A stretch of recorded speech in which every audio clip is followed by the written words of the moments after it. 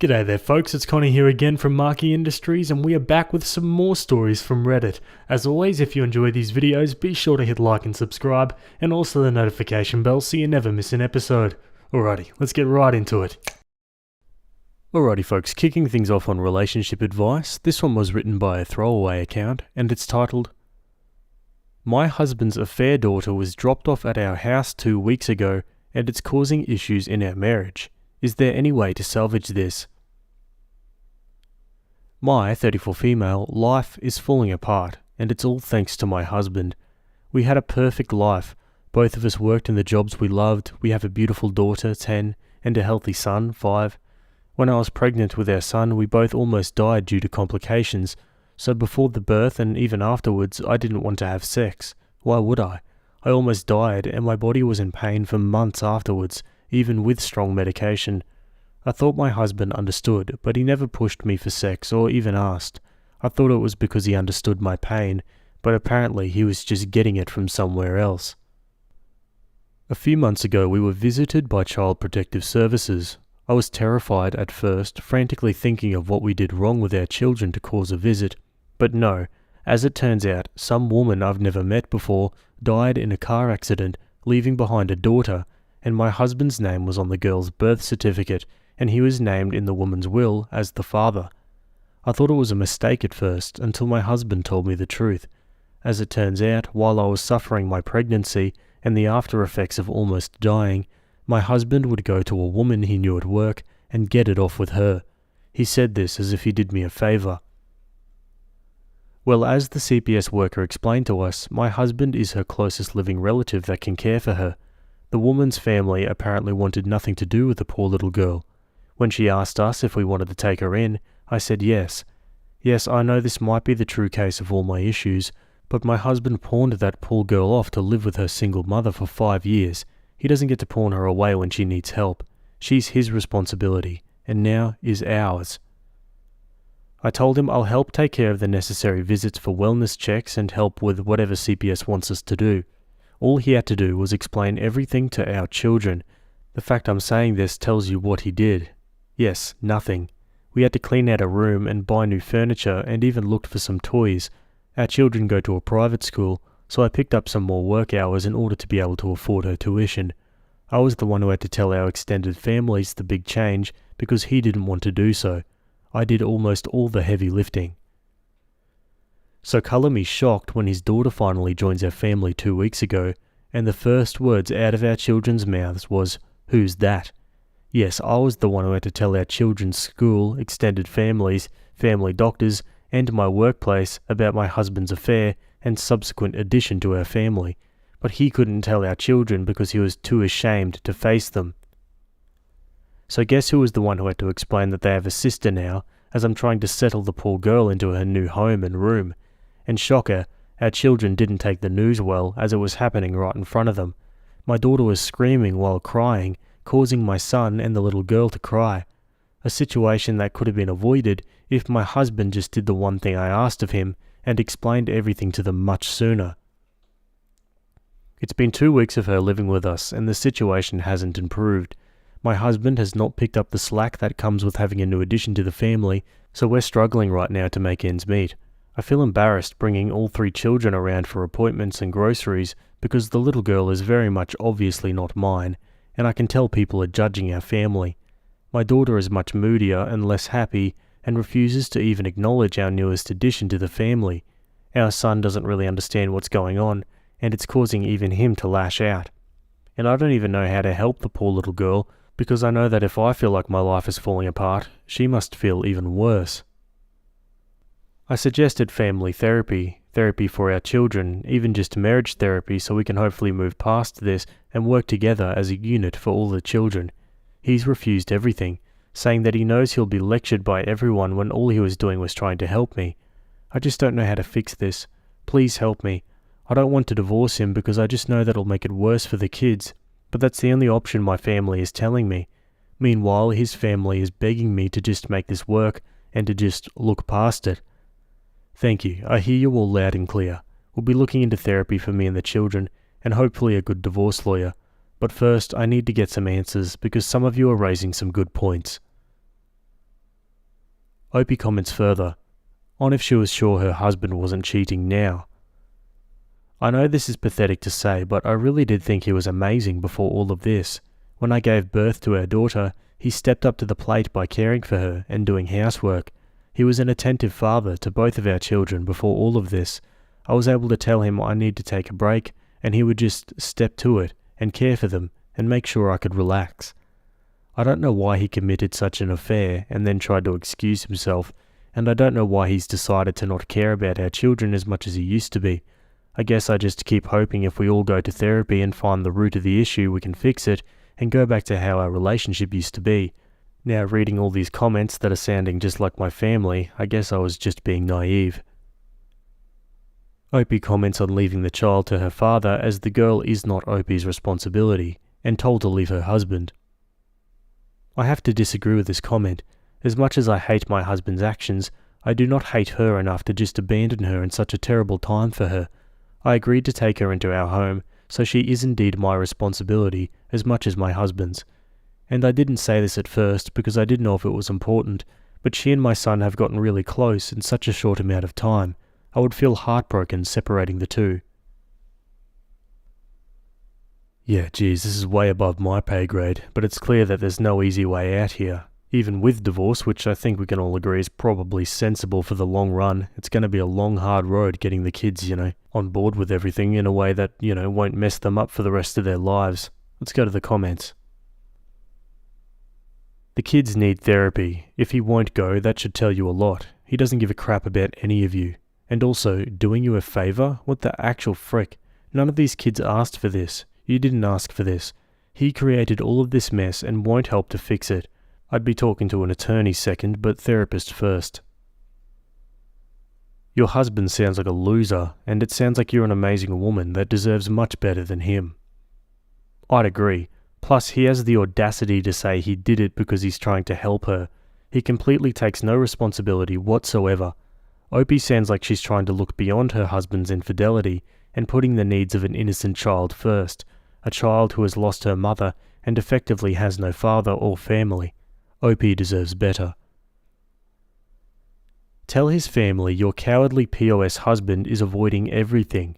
He thinks that if he buries his idiotic head into the dirt, everything will resolve itself. Sadly, things are being resolved because he has you. You step up to the plate and handled everything. This allowed him to pass on his responsibilities to you. Tell him choices have consequences, and now he is afraid to get blamed for his choices.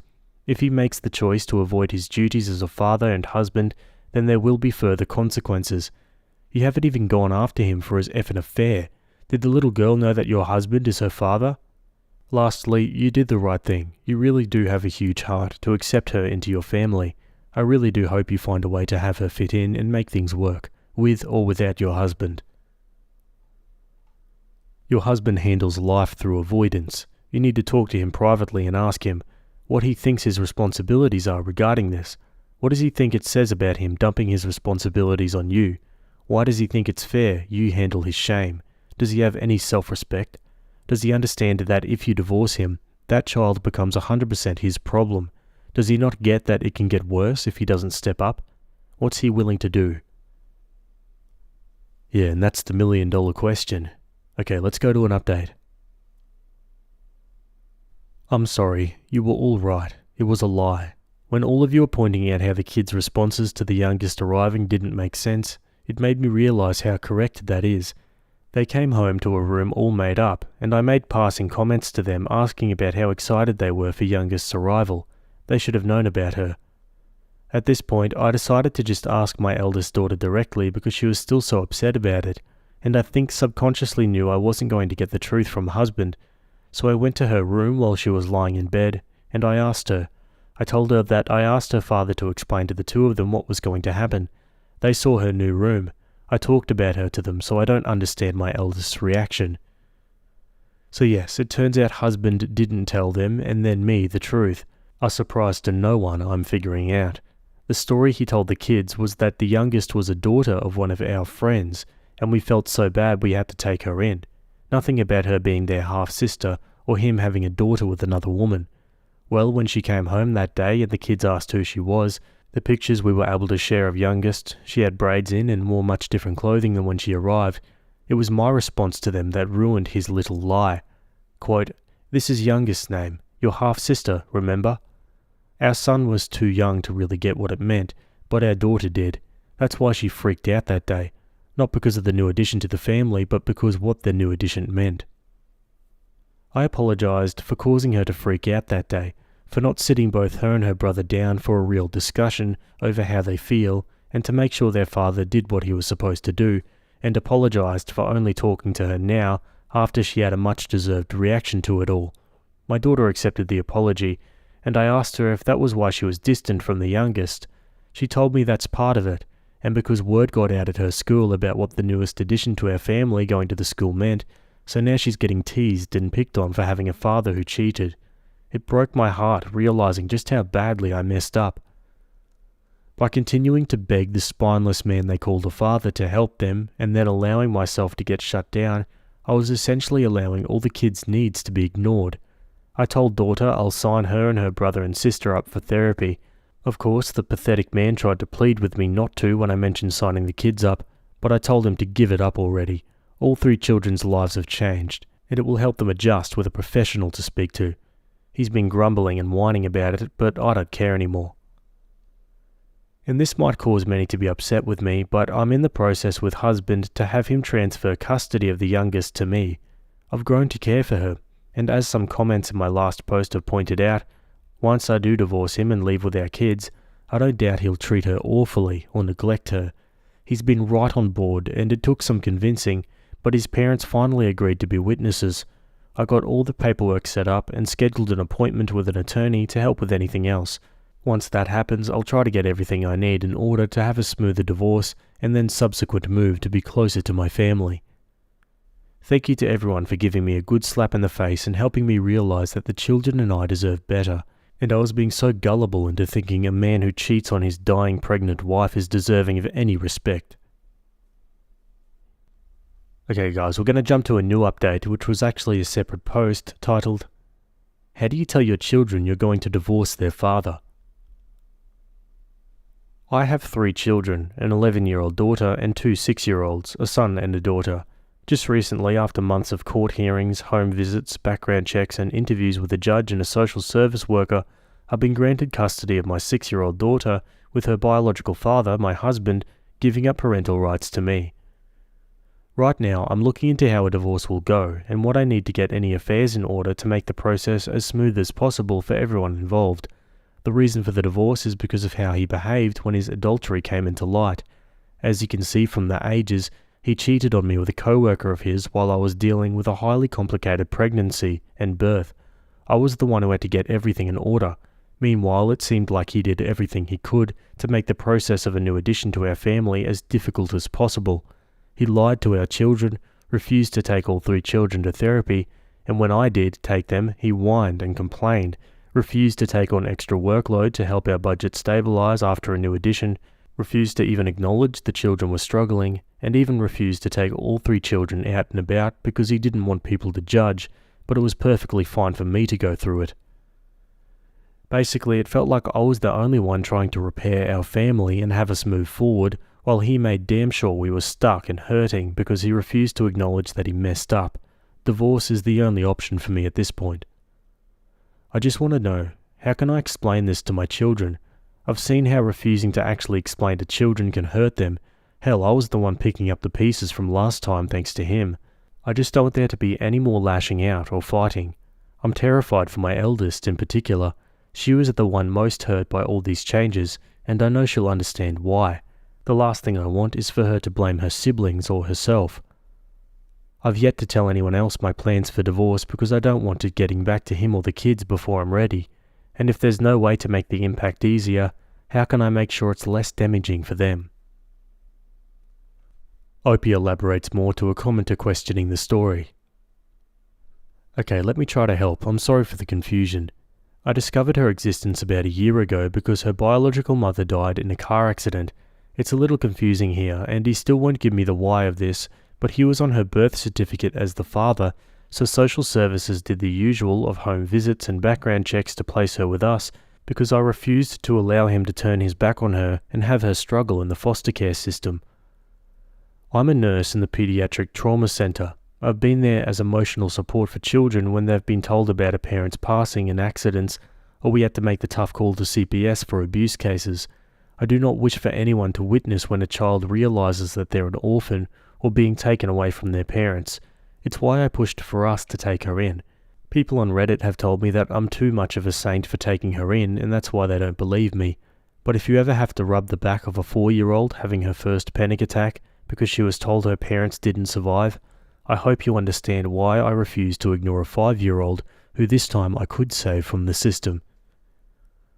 After the fallout that was primarily caused by my husband, and truth be told I also have some blame for it as well, I decided to divorce him.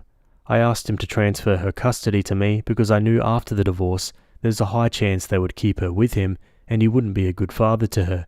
I didn't want to risk the chance of that. I know that if I was the one to have custody of her, I won't have to worry about that in the divorce, and it's only the 6-year-old daughter he transferred custody over to. He still is a recognised father to our biological children. And thank you for the suggestion of age-appropriate dialogue for our children.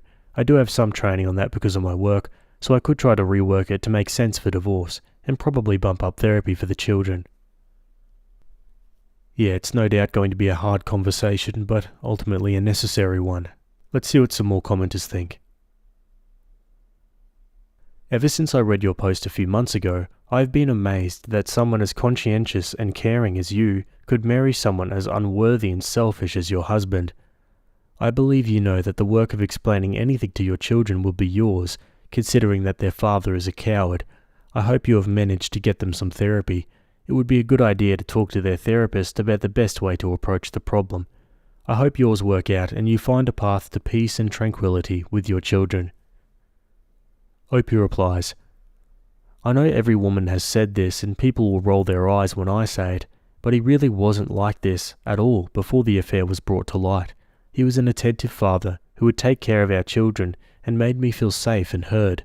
Maybe me learning about his affair made him drop his mask or some switch go off that he just didn't care anymore, but I'm not having me and my children suffer staying around for him to get his act together. And yes, the children are in therapy, and thanks to another comment I'll be talking about my plans to their therapist to navigate the situation. First and foremost, I commend you for taking custody of your children's half-sibling. Children born under such circumstances are of course innocent, though it's natural for a betrayed spouse to feel conflicted or uncomfortable being around the child. As for discussing your divorce with the kids, this isn't a situation driven by irreconcilable differences. Much has happened that has negatively impacted both you and the children. Given the complexity, I believe this goes beyond the scope of Reddit advice, and I would strongly recommend navigating this conversation with the guidance of a professional, such as a family therapist. And Opie replies, Thank you. My parents and brothers were shocked when I told them I was going to do it, but after explaining it to them without mentioning divorce, they're coming around to it. I do understand that it's a big decision, so I don't hold it against my family. And I also understand that this is a bit much above Reddit's pay grade. I was hoping there were mothers here who had to explain it to their children or even just some advice. I promise I will be navigating this situation with their therapists, of course. Yeah, okay guys, and that's all we've got for that story. Fingers crossed OP gets to the other side of this without too much difficulty. She seems like she's got a good head screwed on her shoulders regardless. What are your thoughts? Let me know in the comments below. Either way, we're going to move on to another story. Okay, we're over on Am I Overreacting? This one was written by user Blumendieb and it's titled, Am I overreacting? My fiancé used a laundry detergent I might be allergic against, so I changed my will. My fiancé and I recently bought a house together. We got basic things from his family as housewarming gifts. His grandmother gifted us a huge package of laundry detergent. Now here's where the problem starts. I am, and I used to be highly allergic against most laundry detergents.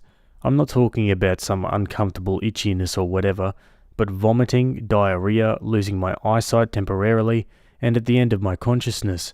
I've been hospitalized for this multiple times already.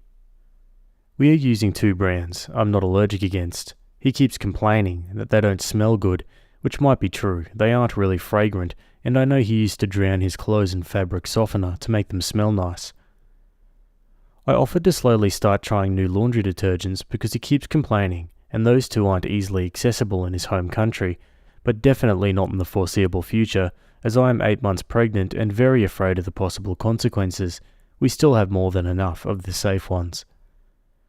He agreed, and I thought the topic was done, but then his brother gifted us baby clothes. My fiancé kept commenting how good they smelled, and how badly he wants our clothes to smell like this. I sorted through them, and after I was around halfway done, I noticed that I kind of felt off. My hands felt weird, and my body felt wrong. So I washed every body part that touched those clothes, and refused to touch them without gloves. My fiancé bought them for me, so he definitely knows that I'm still allergic against some detergents. Well, he still decided to use the gifted laundry detergent on our towels. I didn't notice until I started folding them and putting them away. My hands started to get hot and kind of numb and itchy. At first I was afraid that I'm now allergic against one of the safe ones, until I noticed the gifted one was opened and kind of shoved into a corner. Our other two are also opened and readily available. I just don't get it. I texted him and asked if he'd used the gifted laundry detergent for anything. He said, "Yes, what's the big deal?" I told him that it's not funny, and that he's potentially playing with the life of our unborn son and mine, and why he thought that now of all times is the right time to test my allergy again. He called me a drama queen and ignored me after, so I changed my will.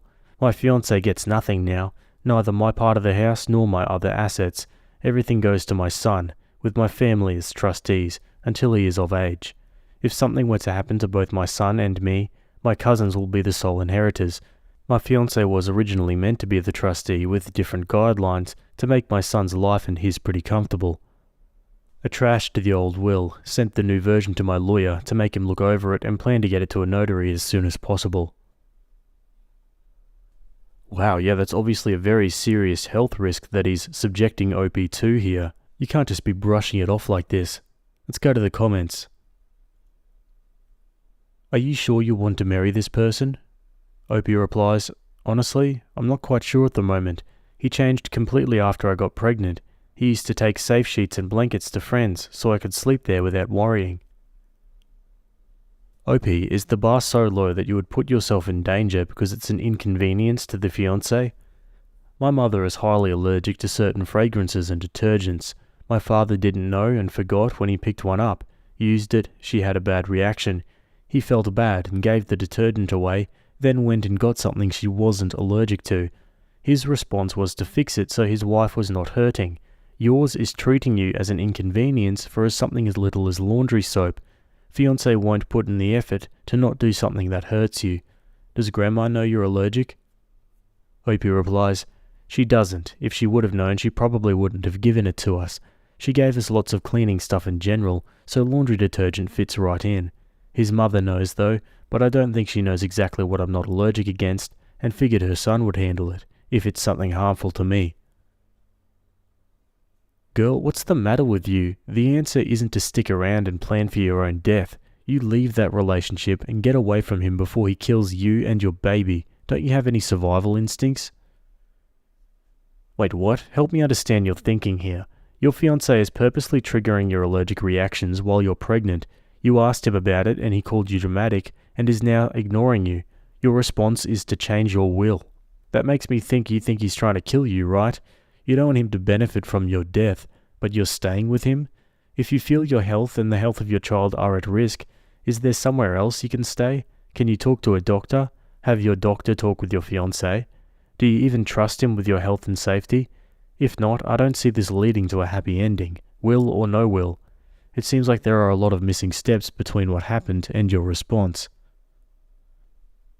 Let's go to an update. Hey, it's been a while and I wanted to give you all an update. Honestly, a lot has happened. I had a rather uneventful conversation with him after he returned home.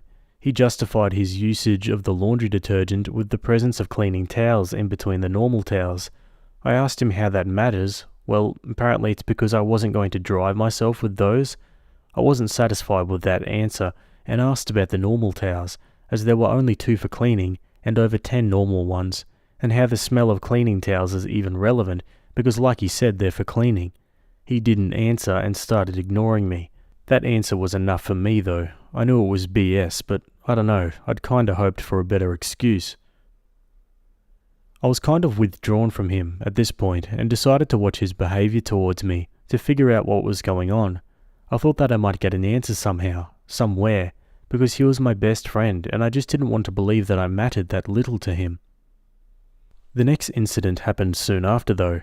I was carrying back a rather heavy drawer. I had to deep clean it. Mealworms escaped the enclosure. I'm using them as food for my spider. As the drawer was so heavy, I struggled a lot, but he was busy working on some shelf. I asked him if he could help me, but he didn't react. So I asked him where I should put the drawer, as he was sitting in front of the shelf thingy where it belongs. He told me to just put it on the floor, so I did. What I didn't see in time though was my kasha. I put the drawer on the vacuum tube. Nothing broke, and even if it's mine, he wasn't using it at the moment or anything. It was just laying in the middle of the room. He lost his crap. He asked me if I can't even use my one brain cell and other stuff implying I'm dumb. That hurt. More than I would like to admit. I started silently crying and went to the living room. He followed me quite some time later, got upset with me because I was still sad, and said it was just a joke. I told him I didn't find it funny, and it hurt me. If he could just apologize. Please. Spoiler, he did not. Just said it was a joke and we haven't had an argument before, so he didn't say it out of spite, but in a joking manner. I wish I could say it stopped there, but I fell and had mild cramps and a bloody knee. I called him on the phone because I don't have any friends in this country yet, and he was the only one available. Plus I knew his boss would let him go, as he's a very kind man and he was supposed to end his workday 30 minutes from them anyway. That's what he had told me at least. I called him, he didn't pick up. I texted him, he didn't read my message. He came home an hour late from work. He wasn't at work, he was visiting a friend, whom he gave the laundry detergent to. He helped me, but even a stranger would have been kinder, and told me to just lay down as I'm too dumb to walk, endangering our son's life. I just wanted to take a nap and laid down on the couch, as it's way closer than the bedroom. He started to vacuum the house. I did it yesterday and mopped the floor, so there wasn't a lot. But he spent 40 plus minutes vacuuming right next to me, walking in circles, cleaning the same spots over and over, mumbling how I didn't clean today, and how I'm such a messy person. Yes, I do like to leave my shirt occasionally on a chair, but I've cleaned every day, since I've been on maternity leave and before that too. I would be comfortable with visitors at any given hour. After he finished vacuuming, he asked me about some mop parts his grandmother put in our house weeks ago, asking me what I'm doing with them. I still don't understand what he meant by that. I told him his grandmother put them next to the vacuum cleaner. So much too I never clean and can't do anything right. If he would have ever decided to vacuum in the last weeks, he would have noticed them. But he decided to vacuum while I was doing badly and just needed a nap. He just doesn't like me anymore. I'm heartbroken to say that, but he truly doesn't. At least our cat and dog have picked up on that. Our cat keeps his distance from him now, doesn't want to be pet and bites and scratches him when he tries to cuddle with him. My beloved dog keeps himself between me and him, follows me around and tries to avoid him. While he still wags his tail when he comes home, it's just not the same. I don't know how to describe it, but I don't recognize him anymore. The animals can feel his anger too. He looks at me with such contempt and is very mean towards me. I thought he would be my forever, but he won't be. He is punching our walls. He is hiding his phone. I'm sad and tired. I don't even have the energy to go through his phone, because even if there would be answers to his behavior, I just don't care anymore. I'm just sad. I gave him the engagement ring back. He didn't seem to care. My car's battery doesn't work at the moment, so I'll have to figure that out. As some of you guessed, I am indeed from Germany, while he's from a neighbouring country. I'm 7 hours from my family and about 3 hours from the border by car, so I don't have to fly, luckily. I'm sleeping in the guest room on a couch for the time being. My ex-fiancé seems very content with that. Now he's just on his phone constantly and leaves me be for the most part. Thank you for all your input, kind words and DMs. For the people who claim this is fake, believe me, I wish it was. Screw this guy, on to a final update. Hello, it's me again. I got a lot of private messages asking for an update. I was wondering why so many people were suddenly interested and concerned, until I stumbled upon my post in Best of Redditor Updates. I'm fine, taking the circumstances into consideration. There were a few more verbal explosions from him, a lot of stress and crying, until I landed in the hospital and got an emergency C-section. But my son is safe and rather well now, so am I.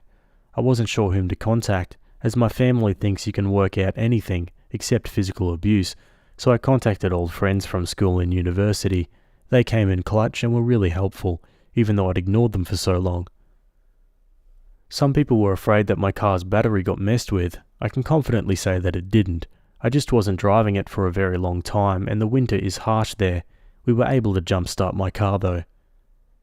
Custody, child support and everything else will be a hassle to figure out, but I remain positive, especially because he doesn't seem that interested and said, "Guess I really don't like children even when they're my own," and calling him annoying for crying, etc., so I don't think he'll fight me hard on that. My son and I are safe and back home, surrounded by love. I don't plan to keep him from his father, and I never will, but like I said, his father isn't really interested. I don't think he was ready to be a father. Maybe he will be someday, but considering his age, I don't think so. And yes, he is hanging out with the woman I wasn't supposed to worry about, but I know for a fact that she wants children and was complaining about that to him, so who knows what's going on between them. I will never leave my home country for anyone ever again. Thank you again for your concern. This will probably be my last update. Let's read some final comments. I will never understand men who go through the whole process of proposing and impregnating a woman they don't actually love. What a POS. Hope the other woman leaves before she gets pregnant. He needs to be alone for the rest of his life. If you are in an abusive relationship, please remember this. There are many people who will come through for you when you need it. Ask us. If we've ever been mildly helpful or friendly to you, ask us. If we've ever been a good friend, it doesn't matter how long it's been, ask us. There is no one that I've ever been on mildly good terms with that I wouldn't help in a situation like this. Yeah, absolutely, I'm the same. A great point to keep in mind. What about you guys? Let me know your thoughts down below. Okay, that's it from that story, and we're going to move on to another one. Alrighty, this one's a bit different. It was posted on the Ask New York City subreddit. It was written by user Jezebel Coffee, and it's titled, "A woman died in my arms on 2nd Avenue this week, and I'd like her family to know that she didn't die alone. Help me find them." Around 7 p.m. on Monday, I spotted an elderly woman, black-brown, around 75 to 85 years old, lying on the sidewalk of 63rd and 2nd Avenue. She had a Bloomingdale's shopping bag and a pink handbag, just mentioning for possible identification. Something was clearly wrong. She was not able to form words anymore, but was still conscious. I sat by her and put her head on my lap, told her to breathe, keep her eyes open, and I held her hand and stroked her hair to soothe her. Someone called an ambulance. She unfortunately passed away minutes later in my arms. It would still take some time for the ambulance to arrive. Someone tried CPR, but to no avail. The ambulance took her away. I think they kept trying CPR for a while, but I'm afraid she had really passed.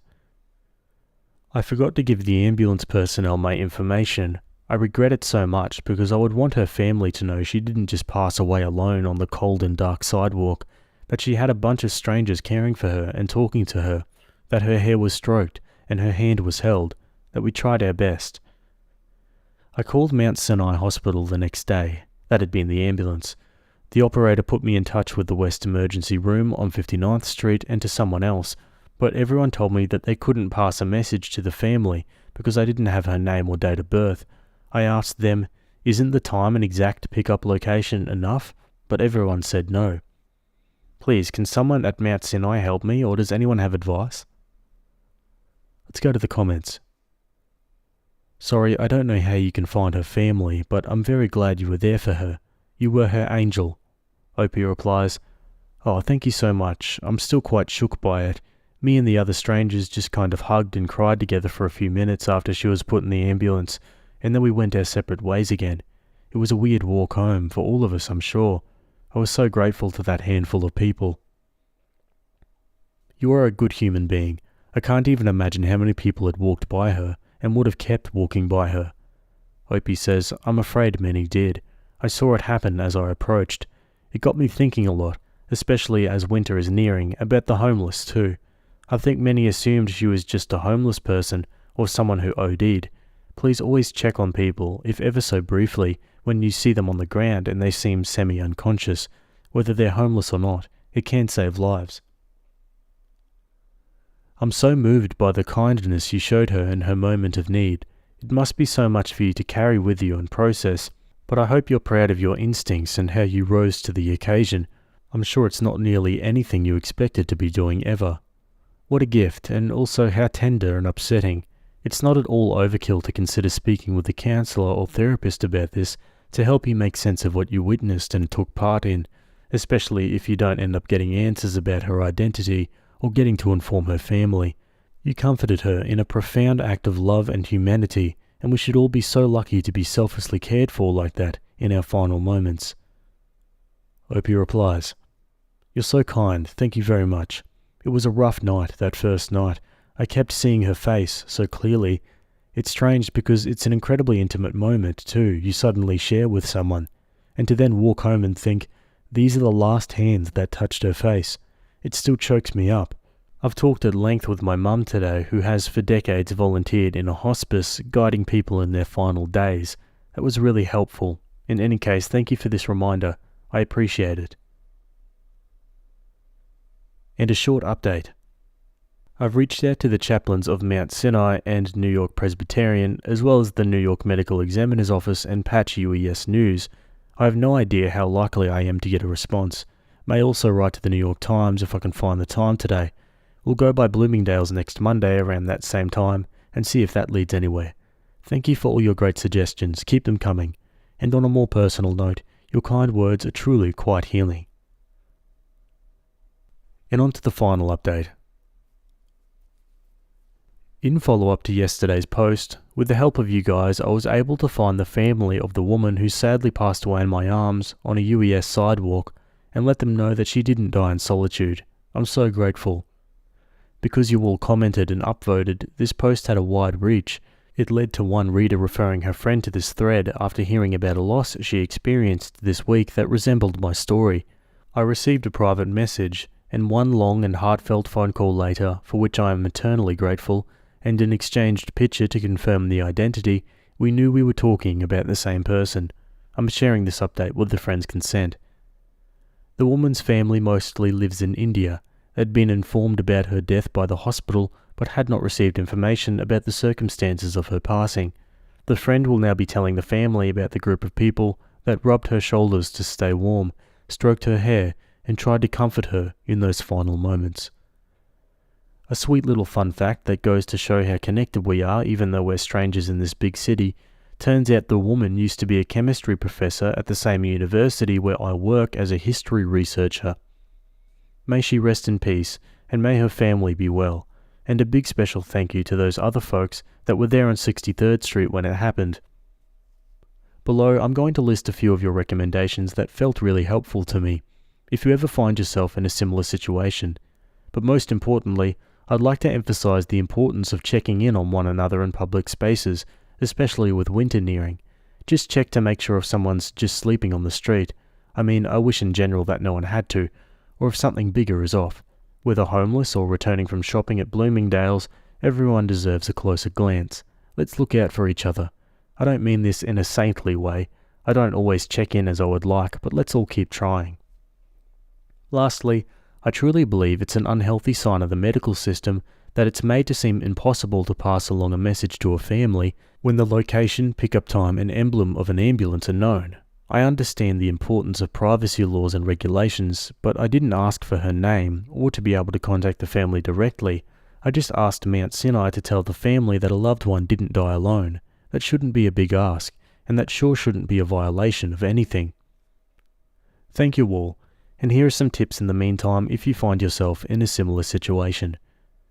Reach out to hospital chaplains. They are a more human point of contact than a rigid hospital phone menu.